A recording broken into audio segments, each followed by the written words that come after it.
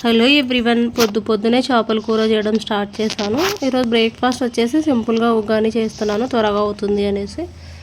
ఇంకా ఉగ్గాని తొందరగానే అవుతుందని ఇంకా ఫిష్ కర్రీ కూడా ఉదయాన్నే చేయడం స్టార్ట్ చేశాను. చేపలు అనేవి ముందు రోజే తీసుకొచ్చిండే మా ఆయన. ఇంకా ఆ రోజు నైట్కి ఏం చేయలేదు, సమ్ కర్రీస్ ఏదో ఉండిందనమాట. ఇంకా ఎందుకులే అనేసి అయిపోదు ఆ టైంలో చేసినా కూడా అని ఇంకా ఇక్కడ ఉదయాన్నే చేస్తున్నాను.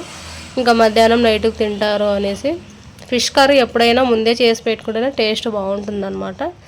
ఇంకొక సైడ్ అన్నానికి పెట్టేసాను స్టవ్ పైన, ఇంకో సైడ్ ఫిష్ కర్రీకి పెట్టేసాను. ఇదిగోండి ఎన్ని చేపలు ఉన్నాయి. ఇంక ఇవన్నీ ఫ్రై అయితే ఏం చేయట్లేదు ఈసారి, మొత్తం కర్రీనే చేస్తున్నాను అనమాట. చేసి పెట్టేస్తే బాగుంటుంది అనేసి. పెద్ద పెద్ద చేపలు అనమాట. పెద్ద చేప ఒకటైతే ఇంకా ఇలా పెద్ద పెద్ద ముక్కలాగా కట్ చేయించారు.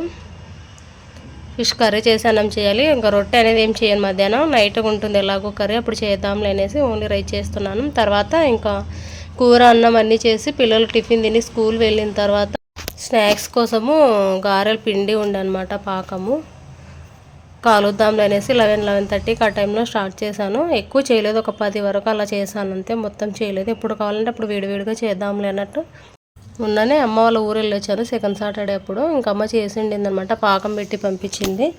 అప్పుడప్పుడు కాల్చుకోండి బాగుంటాయి అనేసి కొంచెం అయితే చేస్తున్నాను. ఇదిగోండి ఇంకా పాకం అయితే ఉందన్నమాట.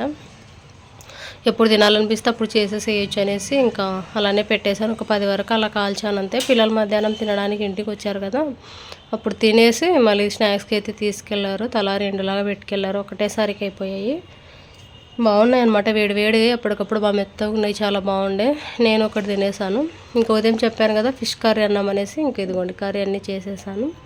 పెద్ద బాండేది, అందులో కొన్ని చేశాను. ఇంకా మొత్తం నిండుగా అవుతుంది, మళ్ళీ కలపడానికి ఇబ్బంది అనేసి ఇంకో బాండీలో ఇది ఇంకొంచెం వేరు చేశాను అనమాట.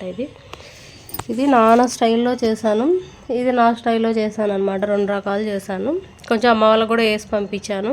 అన్నీ అయిపోవన్నమాట మాకు. అప్పటికైనా ఇంకా నైట్కి తిన్నాగా ఒక 2-3 ముక్కలు అలా మిగిలిండే, ఇంకా పడేసాము.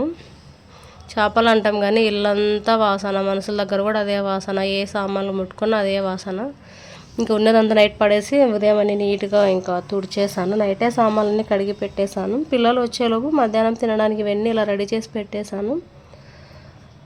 మా పిల్లలు గారెలు అంటే బాగా ఇష్టం అనమాట, మెయిన్ మా చిన్నోడికి. ఏందో మా వాడికి నేను చేసేదానికంటే మా అమ్మ చేస్తేనే బాగా టేస్ట్ ఉంటాయంట. చాలాసార్లు అంటే